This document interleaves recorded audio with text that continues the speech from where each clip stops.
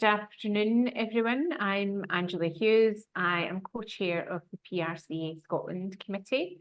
And thank you for joining us for this Secret of My Success event. We have held a few of these over the last sort of year to 18 months. And today we have Christina Kelly, who is Head of Corporate Communications at Historic Environment Scotland, joining us today. So welcome to Christina. Thank you for joining us. We are going to manage a bit of a Q&A format today. So Christina and I will just be having a bit of a discussion through, essentially having a bit of a rake over Christina's CV to find out what she's been doing in the industry for the last, more than 3 decades, I think it is, Christina. Thanks, Angela. Just aged me there. Yeah, showing your age there. Just for full disclosure, I have known Christina for a long time, for probably 20 years. Decades. Yes. We have worked together in the past. Christina was my managing director, my line manager. She's also been a very good coach and mentor to me. So we've worked together twice in 2 different agencies, and Christina has also been my client as well when she's gone in-house. So we know each other very well. Christina also attended my wedding a few years ago. So I think I probably know most, if not all, of her secrets, but I'm interested to find out today whether there's anything that she hasn't shared with me. So please do ask questions throughout the event. They will come up in the chat and I'll put them to Christina. So if you've got any sort of burning questions that you want to ask Christina about anything that she talks about today, or if you're sort of looking for any particular advice around your own career progression, then please just jump in and put them into the chat. We are recording today, just to let everyone know, and the recording will be available on the PRCA's YouTube later, so you can go back and have a watch for reference, or you can share it with your colleagues, and obviously there are CPD points available for joining today and subsequently watching the YouTube as well. So we'll get into the questions, into question time for Christina. But maybe, Christina, you could maybe just start off and give us a little bit of an overview, a sort of synopsis of your career, your CV, what attracted you into PR and what sort of moves you've made to get to where you are now. Yeah, well, I actually did a bit of a count before I came on to work out how many years I'd been in-house and how many years I had been in agency. So totally aging myself right from the start. I realised there'd been about 20 years in-house and about 16 years in agency. So I guess I've got kind of almost 50-50, I guess, when you get to that kind of differential. I started my career when I graduated. I got a job with a big American computer company down in Ayrshire. At that point, they were the 2nd biggest computer company in the world to IBM.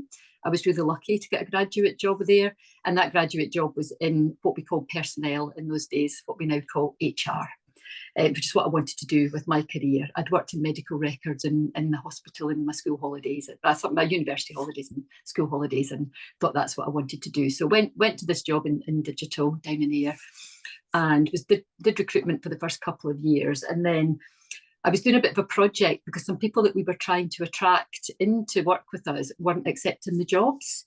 And they asked me to try and find out why. Was it the location? Was it the salary? Was it what have you? And I did a bit of a project to try and work that out. And then they decided they were going to set up a new public affairs department. And because I'd been doing this kind of outward facing look, I was asked if I wanted to join the department. And I said yes, but I was only going to try it for 6 months. And if I didn't like it, I was going back to recruitment because that was my passion. That's what I wanted to do. 37 years later, I am still doing the job. So it clearly somehow became my career. And I worked there for 4 years. And then I left and I went and did the MSc in Public Relations at Stirling University, which was actually one of the first PR degrees in those days offered in public relations, whether undergraduate or postgraduate. That was in 1991. To this day, I'm still pretty unsure how I managed to get a science degree when I'm probably one of the least scientific people anybody will ever meet. But I do have an MSc in public relations. So it's funny to think that in the 90s it was considered a science. But anyway, worked there, and then I ended up in financial services. I went to work for what was Abbey National Building Society, their life assurance division, Scottish Mutual. It's now Santander. And that sort of started me into a journey in financial services. I worked there for a few years. I worked with Allied Dunbar, which is now Zurich Financial Services, as head of PR for a while. I spent a year at Saga, the old people holiday company in financial services. I have to say it was my least favourite job of my entire career for a lot of reasons. And then I ended up in agency. I went to work for Brunswick, which was and still is one of the top city PR firms. And that got me exposure to lots of big blue chip clients. And then I went to work for Hill Knowlton to be a board director at Hill Knowlton and to be head of their professional and financial services division. And at that time, it was the biggest PR agency in the UK. So working there and being a board director was a fairly big career accomplishment. I think I really enjoyed it. And from there, I went to AXA to be director of corporate communications for AXA UK. The internal and external comms. I've always done internal and external comm. I actually did a lot of internal comms in my first job at Digital, but I've always done internal and external comms right up to this job, actually. So I worked at AXA for a while, about 3 years, and then I came back to Scotland to get married and returned to live here, which is when you and I met. And I went to work for Barker's, which was obviously back into agency life. And my first foray into any public sector work had never had anything to do with the public sector. I'd come from working on big blue chip clients or big in-house corporates. And suddenly I was working with the Scottish Government and lots of other public sector in Scotland. So I'm sure that was a bit of a culture shock. I think you probably remember that being a bit of a culture shock when I came. And I remember one of the very first meetings I had that Angela was in, and they were talking about trying to get a story into the national papers. And to me, having just come fresh from London, the national papers were the Telegraph and the Times and the Financial Times. And there was a little story, and I was thinking, I'm never going to pitch that in, forgetting that in Scotland, the national papers was the Herald and the Scotsman. And Angela probably did successfully pitch it in. I worked there, and then I went to work at Golly Slater, where I was also managing director of the whole marketing agency. At Barker's, I was managing director of just the PR division. And that's when I got a lot involved in advertising and digital communications and things that I hadn't really done so much of to there. And then from there, I went to Virgin Money, back into financial services for a little while. And then I joined Historic Environment Scotland 3 years ago, which was my first in-house job. And I love it. So it was a very good move into work public sector full time. So that's a kind of synopsis. I'm sure you'll come back to those points, but yeah, I will. Sounds like a lot of jobs, but it's over a 37-year period. So it does. I was just about to make that observation that, you know, you've sort of dropped quite a lot of names there, some of which are still around, some of which will be familiar to people in the meeting, and maybe some of which would be, just depending on what stage you're at in your career.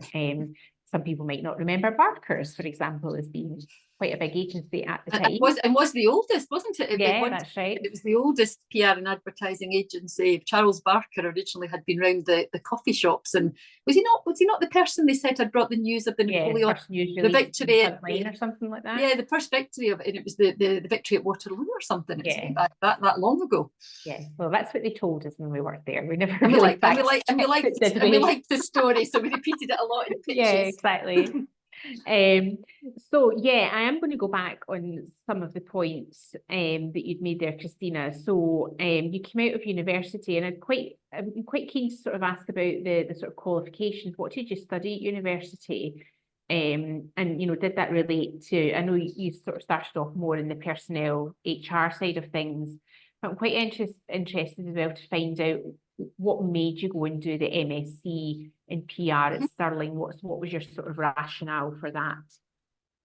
Well, yeah, my original degree is in Scottish history, which is now, my mother, when I got this job, said to me, at long last you can use your degree. I think she kind of forgot I had a PR degree I'd been using in the intervening 30 years. But anyway, my first degree is in Scottish history, and that's just because I loved history. When I graduated from that, I went to do a diploma in industrial administration. I don't even think these things exist now. And that was specialising in personnel, because I wanted to work in personnel. And then I went to work for Digital, where I worked for 6 years, as I say, 2 in recruitment, 4 in HR, and then, in PR. worked for in PR, and I had been quite interested in the MSc. You could do it as a distance learning course, or you could do it as a full-time course for a year. So I think it was distance learning over 3 years. And the course had only been around for about 2 or 3 years at that point. And I am the sort of person that quite likes to understand the theory and what have you behind what I'm doing. And I knew I liked PR, and I wanted to know more about it and understand it a bit better. And I originally signed up to do the course by distance learning.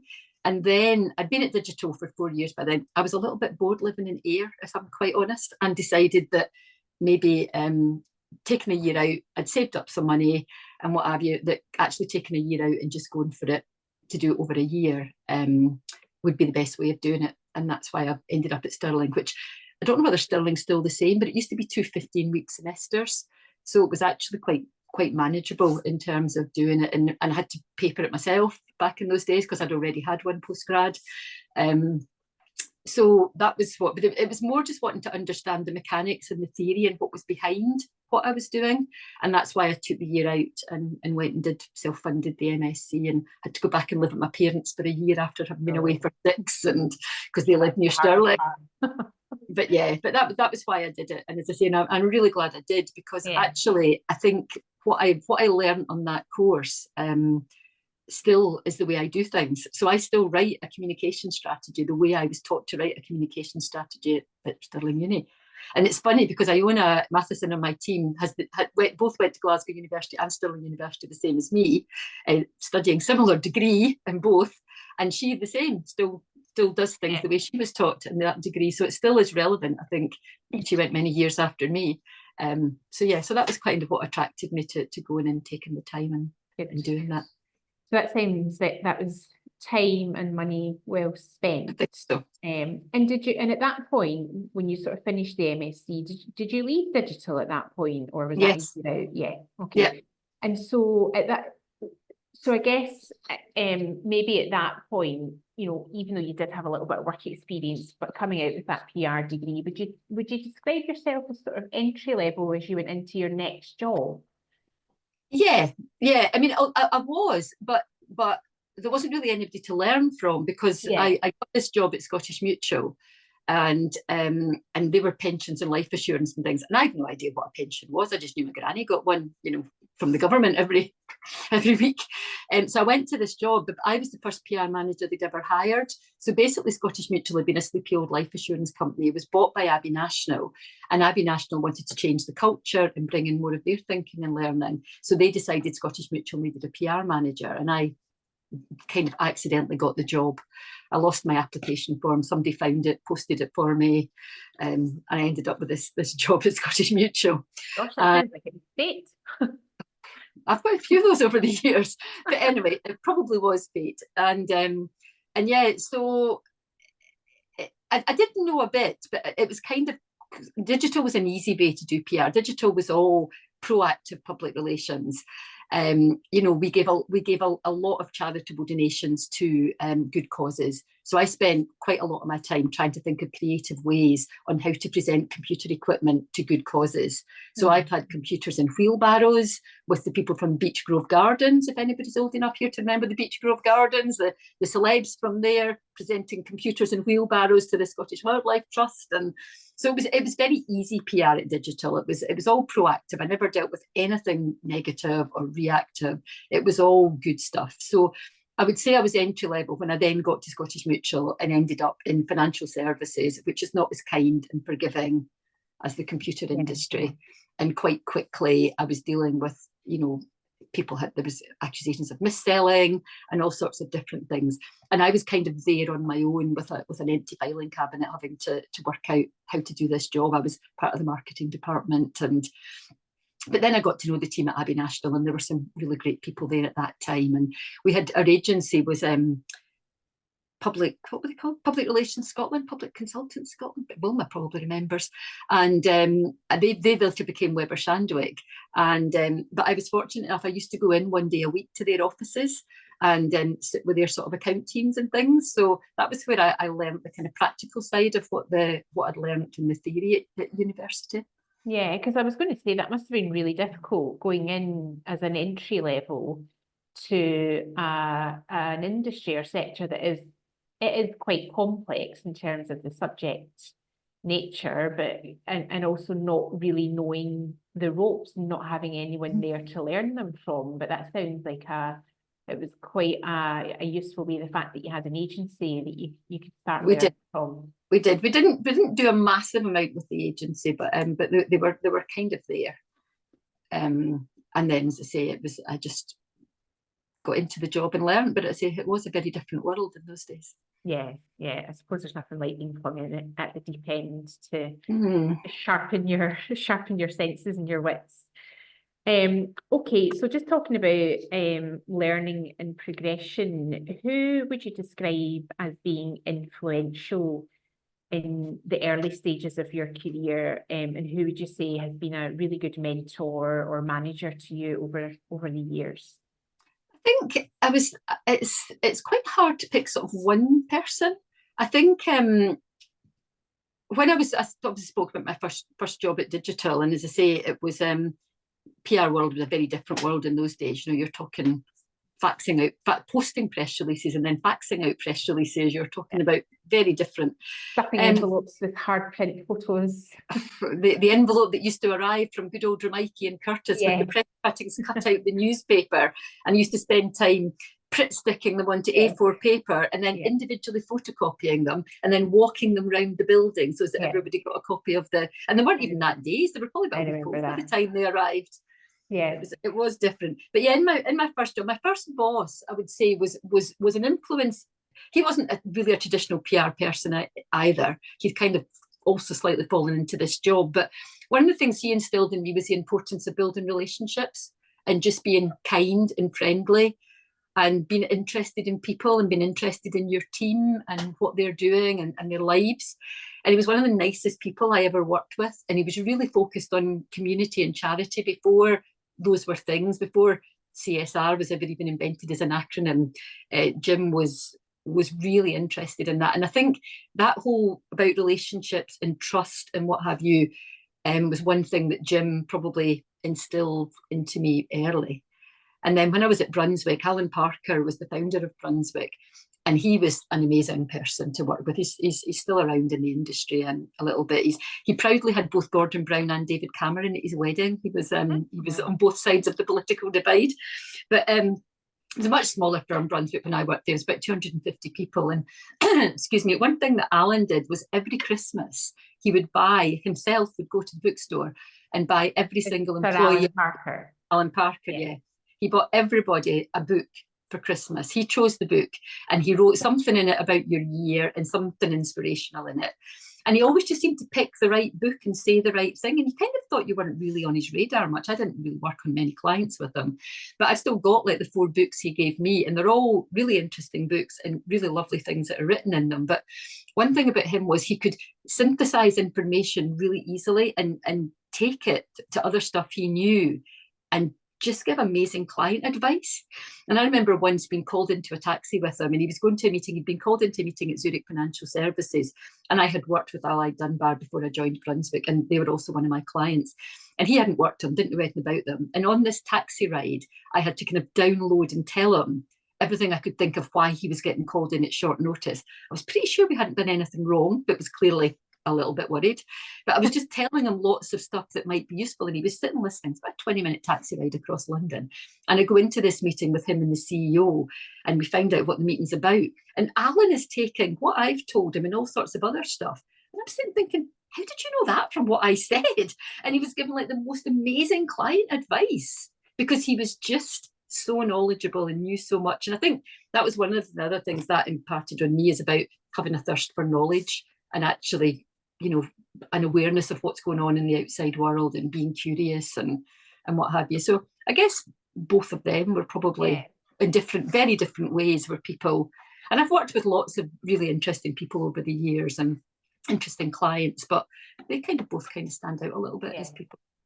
Okay. That I like. Yeah, I think that I'm sure, I don't think Alan is probably still buying individual books for everyone at I think the Brunswick size of nowadays. Brunswick now, he's probably not been doing that for a long time, but Unmanageable. it was something for a little while that I did do when I had smaller teams and tried to do and tried to think about, but books are no longer popular anymore, so that kind of, you know, so we've all got Kindles.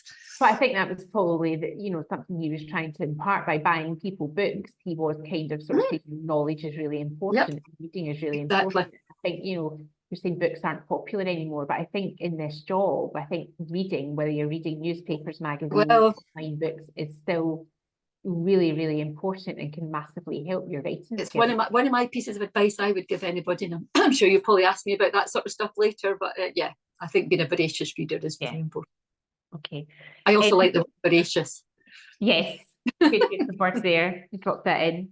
So you mentioned there about sort of different clients and different bits of work that you've done over the years. What would you say are your sort of best pieces of work, either, you know, something you're most proud of and or something that's most memorable?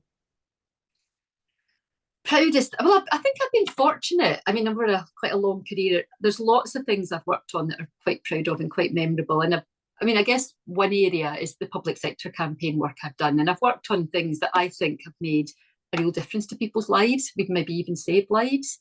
So working on campaigns for things like flu vaccinations and bowel cancer screening and, you know, skills training and recycling initiatives and raising awareness about loan sharks and things. So I've worked on a lot of campaigns there that I like to think I've helped make a difference to people's lives. I think one of the things, whether this is an accomplishment, an achievement, I don't know, the work that you and I both did on the Scottish independence referendum in 2014, where we did all the media handling and stakeholder engagement for the chief counting officer. You know, everything from why people could use a pen, a pencil, or whatever they liked in a polling booth, and you know, everything. Building a media village in a cowshed. Well, that's what I was about to say. I think the fact that we took a not fit for purpose cowshed at Ingliston, which when we took possession of the building a couple of days before the referendum, still smelled of cow and pea urine. Pea and urine there, cow and sheep urine. You know, we transformed that into a place for the world's media, and we did about 500 media and production crews and car parks full of sat vans and all sorts of stuff.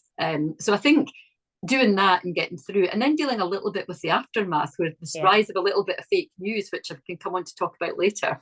I think dealing with that was interesting. But I think I've also been at Hes over the last 3 years during one of the most historic periods, really, in their history, because of, well, and certainly their 14-year history, it's Historic Environment Scotland.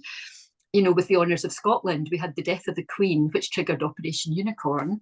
And I can't take any credit for the great work my team did on that, because they'd done a lot of that prep before I joined. But, you know, we put out some fantastic content during that. I think some of the team might be on that would have worked on that. And then we've had lots of activity with the Stone of Destiny. So we did some new research on it that we promoted last year. Although in the way of all things that seemed to happen with the Honours of Scotland, the day that we were at the engine shed, our National Conservation Centre, to announce that research was the day that Nicola Sturgeon's husband was arrested. And they all upped and left. All the journalists who were there were running out your story.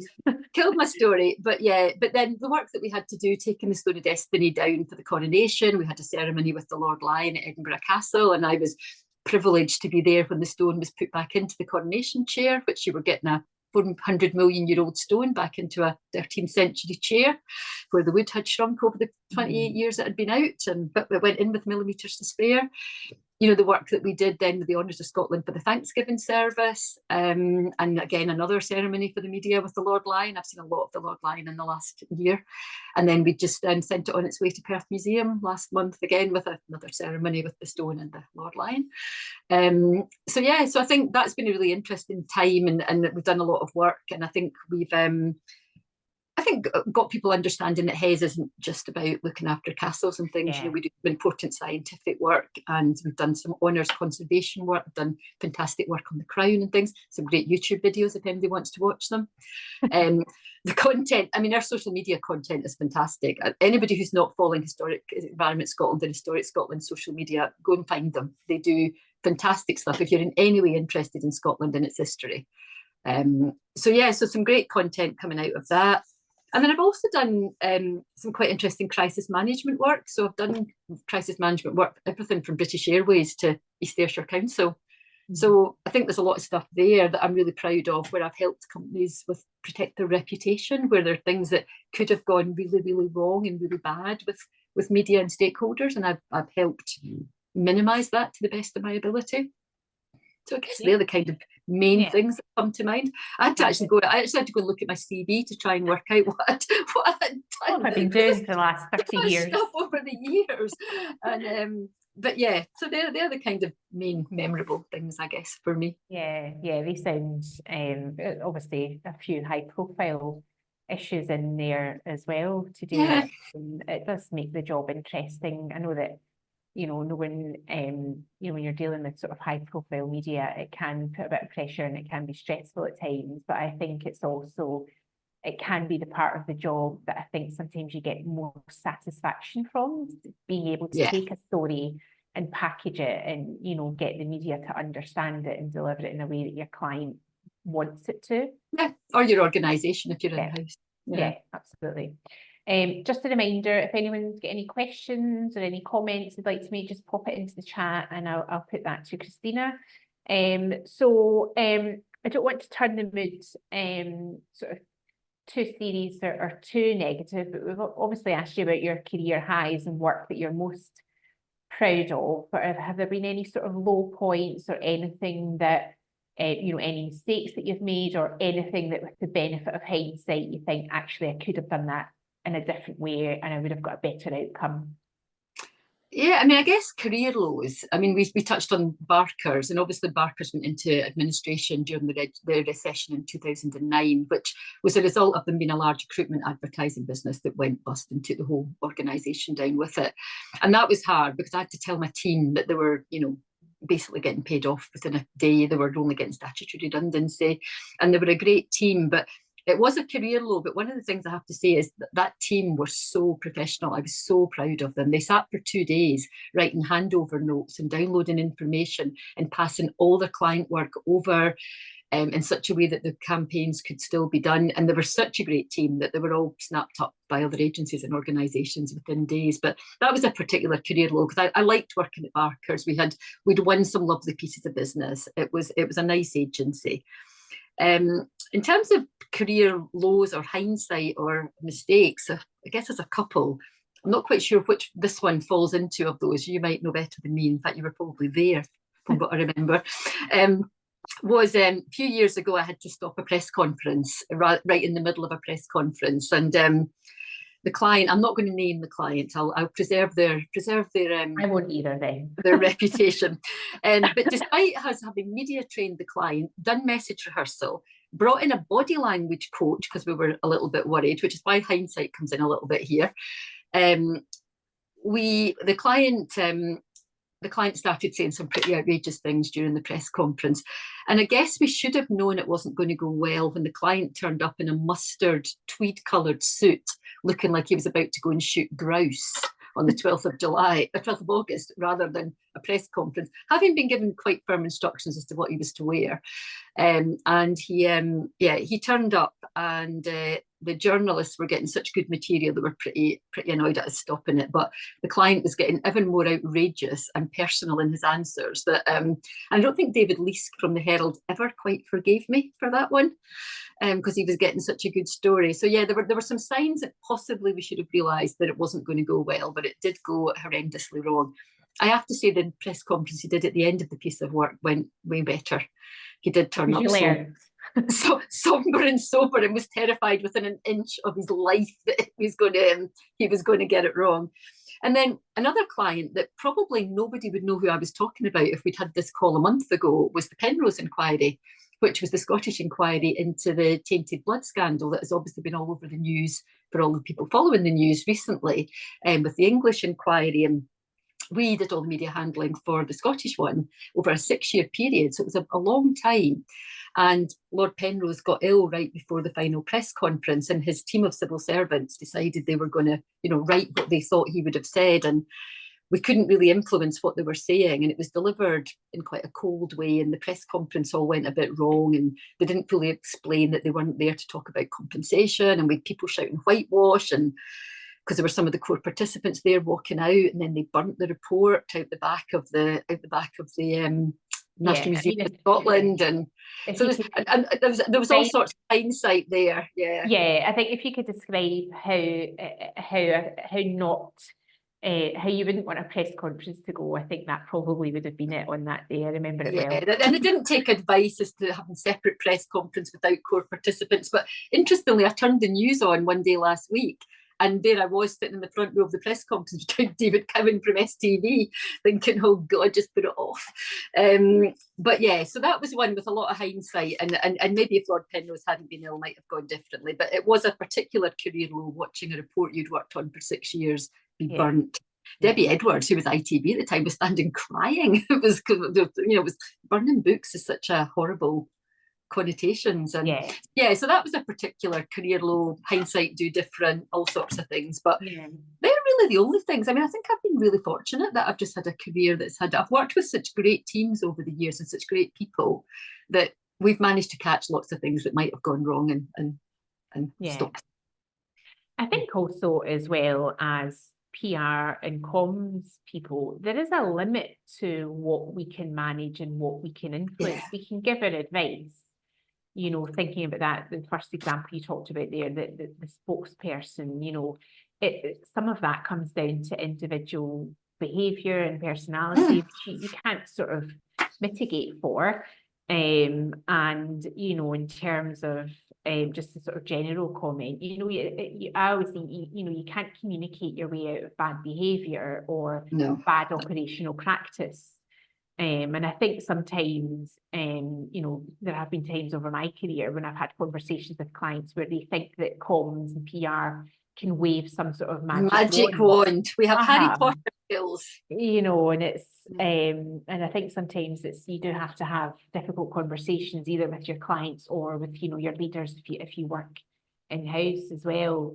So hindsight isn't always helpful, depending on the situation. Not always 20/20 vision with hindsight and PR. Yeah, absolutely. We've got a couple of questions that have just come in the chat, so I'll just read them out to you just now. One comes from John Paul. He's a master's degree PR student at Leeds Beckett. He doesn't have any working experience in the PR industry yet, and as an inexperienced young man hoping to make a break into the industry, what personal skills do you feel he should work on to make him stand out from peers and secure a job in the PR industry? I think one of the things that you've just said, sort of tips for people starting out in PR, I would guess because I've mentored quite a lot of people over the years. So I guess there's things that I would just say generally, whether these will make you stand out to interview, but there's certainly skills I would think about if you're starting out in PR, is things like cultivate relationships and build trust. How do you building strong relationships? Wilma's just said earlier, this is a recording. People might want to go back and watch this if they were going for job interviews. So I think reaching out to people before you go to interviews, asking for work experience, use LinkedIn and things, get out there and try and make some relationships before you start going for interviews, find a mentor. So I think cultivating relationships and building trust, as I say, that was one of the best pieces of advice with things I learned from my first job. Be a valuable resource. These relationships that you get that you build now are relationships you will have forever. You might have people like Angela end up making you do things like this in the future, but those friendships and those relationships will help you secure stories, mitigate bad news, navigate challenge. I think developing strong writing and editing skills, anybody who knows me knows that that's the first thing I'm always going to tell you. When you're applying for jobs, think about what you're writing. If you're asked for a cover letter, write a proper cover letter. A cover letter is not here's my CV. I've seen lots of those. So really think about that cover letter. Really think about how to write in a clear and concise way. Being able to write in PR, to be able to write press releases, social media, web copy, any other comms is an absolute core skill. And I can't drill that into people enough. Newsreleases still matter. I read a survey earlier 3,000 global journalists, 67% of journalists, and it said that they still use news releases to generate ideas and get there. Grammar, make sure if you're writing stuff, especially in job applications, grammar. Angela's nodding sagely. I have actually bought my team grammar books in the past for Christmas. I am pretty known for doing that. Don't forget commas. I absolutely hate. I actually read a press release earlier this morning. I don't know whether Laura from my team is on. Every comma was perfect. I was delighted. It was just perfect. And it's it's no longer considered lazy journalism to just cut and paste a press release into your story. So write print ready press releases. That used to be the worst thing ever when I was growing up. We've touched on it before. Make sure you read, make sure you're informed, make sure you're curious. Stay current on industry trends and news events and pop culture. When I started in the industry, the first hour in the morning was spent with everybody flicking through the newspapers, shouting out physical newspapers. Physical hard copy newspapers, picking our best headlines, all sorts of things. That was the start of the morning. And I think a strong general knowledge base will help you understand your clients' needs, your organisation's needs, craft relevant messages, anticipate issues, and it makes you great in pub quizzes. The knowledge that you gain, especially if you work in agency and you've got to pitch for random stuff, excellent pub quiz. Also, just hone your public speaking skills when you're coming into the industry. You could be called on to give presentations, speak at pitches, come to events like this, conduct media interviews, and I think being comfortable and confident in front of an audience is a valuable asset. Although I am also notorious for once telling a client after I'd media trained her right before she was about to do an interview, and she said, "How did you cope with doing media interviews?" And telling her I'd rather stick pins in my eyes than do a media interview. So she was quite confused as to how I could train her to do something that I didn't really ever want to do myself. But having those skills and being able to use them when you need to is a skill. And I think network like crazy.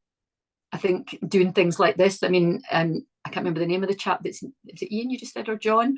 Coming on to events like this, follow up with people, attend industry events, connect with people on LinkedIn, build relationships. As I've said, relationships are key. Join and support professional bodies like the PRCA. I've been a CIPR member since 1992. I'm probably one of the longest in Scotland, because I'm so old. I just think networking, as I say, I've done internships for people just because I've met them at things in the past, and we've done stuff where we've given them opportunity on projects. So I guess they're my kind of top tips if you're thinking about joining this industry and wanting to build a career here. I think they're all things that I've done in my past, and technically I've got a successful career, if you believe Angela. I was going to say I 100% agree with all of those tips, and I drum a lot of those into my team also, and I think that is probably a living example of how you have influenced me with your sort of career advice throughout the years. So I guess thank you. And John Paul, I hope that was helpful. We've got another couple of questions coming in. With your experience in the public as well as the private sector, can you talk a little bit about some of the key differences you've noticed in working on comms and PR strategies across the sectors? Yeah, it is. I think the outcomes are probably quite different. So, I think one of the things that's important in PR, whether it's private or public sector, is measuring the impact of the work that you do. There's data analysis and things are all there, but what we do is about impact. So have you driven more people to get their flu vaccination?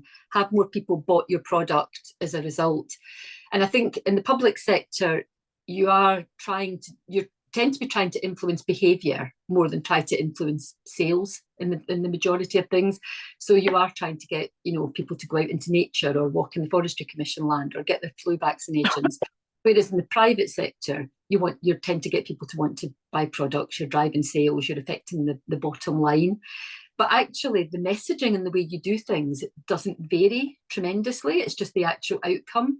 But I think understanding the relevance of what you're doing and making sure that you're relevant to your audiences and you know what it is you want them to do, because that influences how you communicate. Where are those audiences? Where are they getting their information? What are they doing? And again, that's similar across the two of them.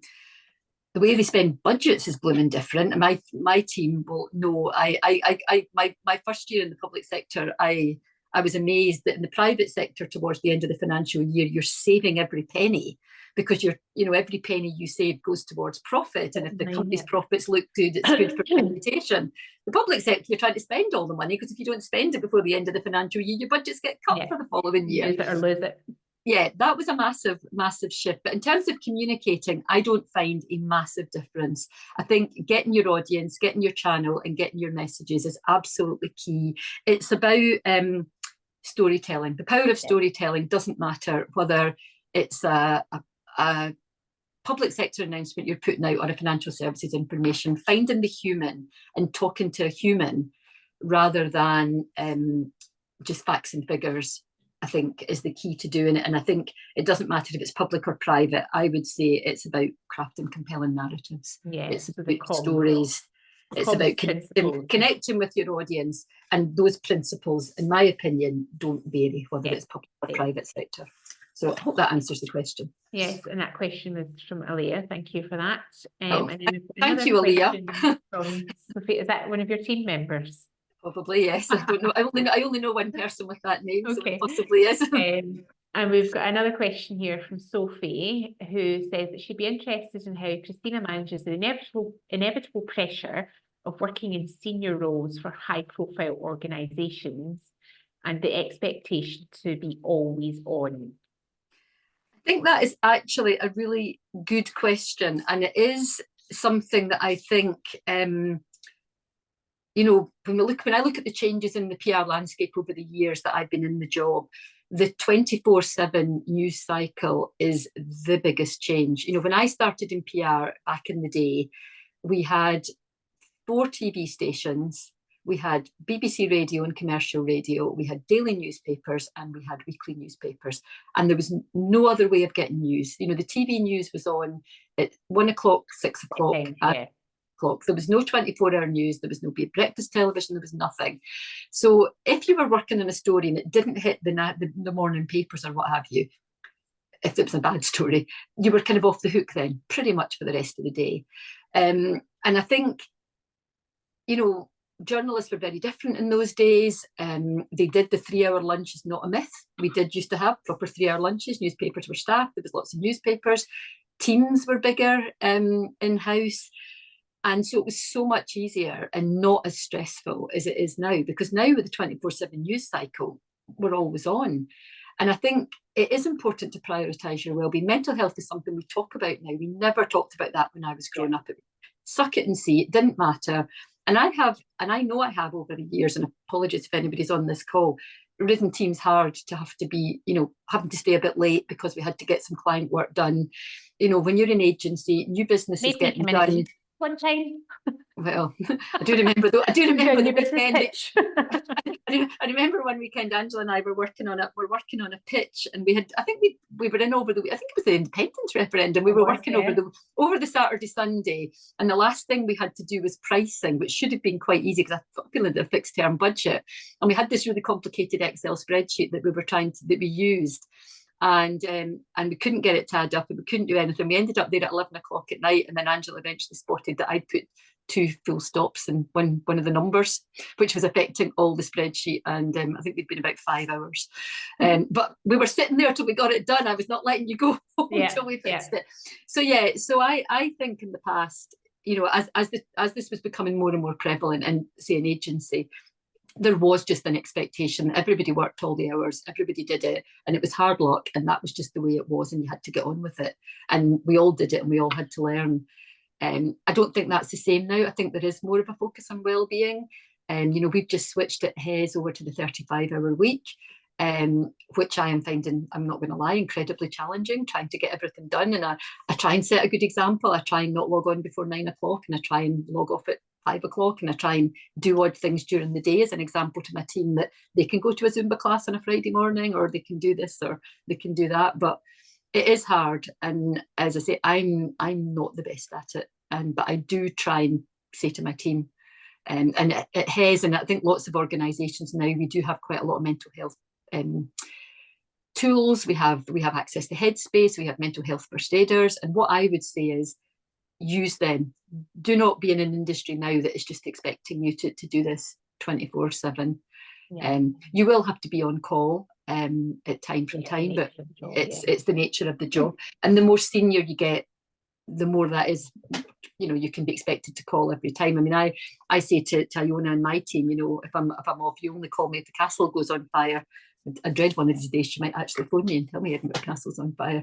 But yeah, I think you have to be disciplined yourself, and you have to say no. And it's for senior people in the industry like me and anybody else on this call to respect that, and to make that the norm, and not make it not be the way it used to be, where you would be kind of looked frowned on if you weren't prepared to put the hours in. Absolutely. I think that is changing, but as I say, it is very hard just because of the nature of the industry that we're in, and it's a global industry. And as you say, we've got 24/7 media, I think, as well, because of, we are 24/7 attached to our mobiles, and we are contactable 24/7. But I think you're right. I think it is about drawing boundaries.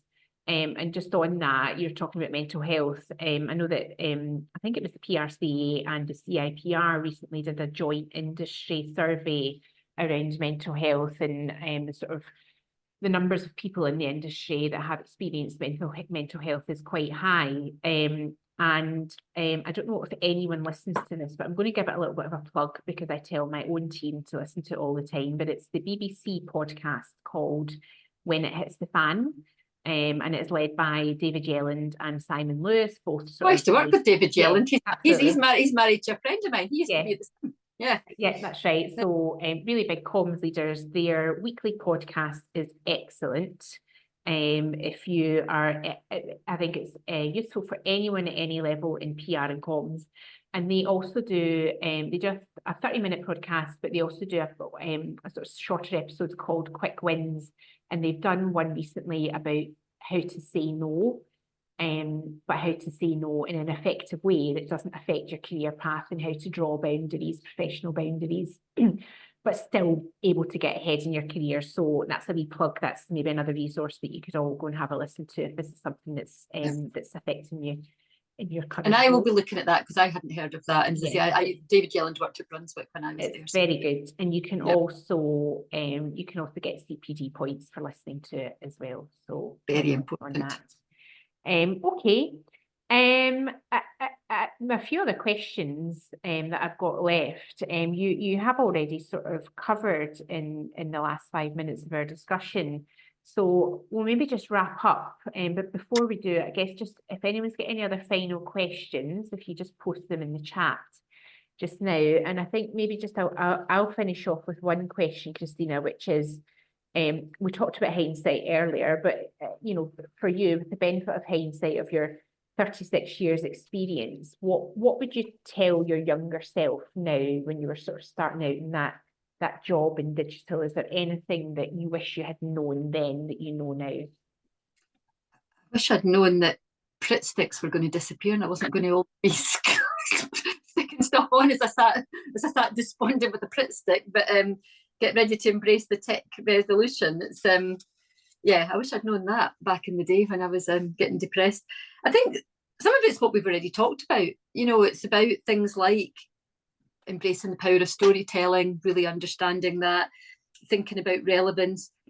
Never stop learning. Never, ever, ever turn down an opportunity to learn. Someone not a million miles away from me, Angela, its favourite phrase is, every day is a school day. And you have said that to me, I don't know how many times in my life. And I think embracing that, never stop. There are core key PR skills like media relations and crisis and what have you. Learn all the time. I wish I'd known then about the way information and things were going to be democratised, about the way social media has given everybody a voice. Anybody can publish stuff, positive or negative. There's all those opportunities that we have now that we would never have seen back in the day. I think that's all interesting. I think the way we manage online reputation because of that is interesting. I'd never have believed influencer marketing. If anybody tried to describe influencer marketing to me in the 80s and 90s, the fact that a Kylie, whatever her name is, Jenner Kardashian, whichever one she is, can get paid £1 million for promoting something, I would have laughed you out the court. Never thought that. I hate it with a passion, and yet we have to embrace it. My team at Hez have done some fantastic stuff. with influencer marketing, turned around a couple of negative stories using influencer marketing. Personally, if I'm following somebody because I like their banter and they start telling me which neck cream I should be using, I switch them off, unmute them, follow them, whatever. But I think things like that, I'd never have believed that when I was younger, that kind of stuff was going to happen. And God, AI, like, where do you even start with AI? Yeah. And that is the fact that, you know, people can make deep fakes and where all that's going. I think the general election and the US presidential election are going to be really interesting. And I think from a PR point of view, how we manage that, the reputation management that's going to bring, if any of our organisations or clients are subject to deep fakes, or I think what that does to trust. I think there's a massive job for the PR industry there. I don't have an answer to it. It's still seems to be working through, but I think, yeah, I'd never have believed that if you told me AI was coming when I was younger. Yeah. I have dabbled a little bit with trying to write stuff and then killed myself laughing at what comes out. I think it's all about the prompts, and I think I'm obviously not very good at writing the prompts, but yeah, and I think growth of global communications, you know, the fact that with the touch of a button you can put information out that's worldwide, and you have to understand cultural sensitivities and the way you write stuff. It's not just a scattergun, as I said. It's all about relevance. You know, I look at the way my social team writes stuff that's appropriate for an international audience, a Scottish audience. They're so good at just getting that right. So I think, yeah, I think what's coming is just going to be fantastic. Would have what I'd be saying to my younger self, you know, just embrace it, love it. You're in a fantastic industry. And I'm really lucky that I got in. You know, I've seen it, as I say, everything from posting out press releases to press releases at the touch of a button. Yeah. It's amazing. And as I say, yeah, champion your clients, you know, get out there and just have fun, enjoy it, embrace it.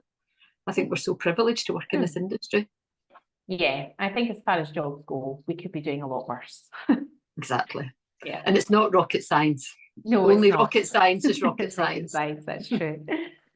Okay, thank you so much for that, Christina. Despite the fact that I know you and that I have worked with you, I really enjoyed hearing a lot of that. Took me down a little bit of memory lane. You're probably in a minority of one, but hopefully everybody else didn't think it was too waffly. Well, I hope everyone has learned at least one thing from this. Just to say as well, Wilma has posted into the chat the mental health survey, the joint mental health survey that I had mentioned there a few minutes ago. So the link to that is in there if anyone is interested in reading that a little bit further. And do check out the PRC website for any future events that are coming up. We will be doing more Secret of My Success events in future. So if you enjoyed today, keep an eye on the events page of the PRCA website to find out who's coming next. Thank you for joining us, and thank you again to Christina for today. And as I said at the start, this will be available as a recording on YouTube, and Wilma will take care of that, and that might take a week or two to get up onto the YouTube site.